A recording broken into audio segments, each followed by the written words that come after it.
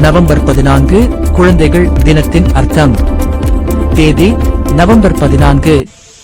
விழா இந்தியாவின் முதல் பிரதமர் பண்டிட் ஜவஹர்லால் நேரு அவர்களின் பிறந்த நாள் நவம்பர் 14, 1889.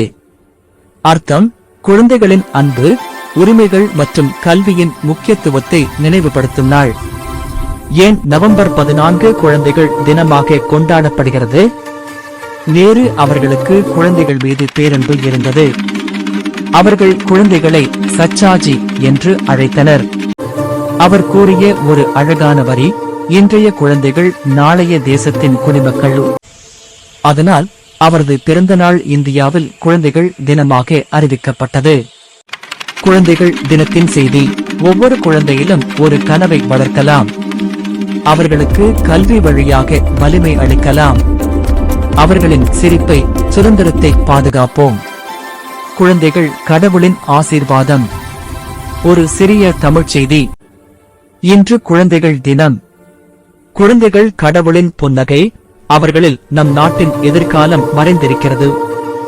ஒவ்வொரு குழந்தையிலும் ஒரு ஒளியை பார்ப்போம். இனிய குழந்தைகள் தின வாழ்த்துக்கள்.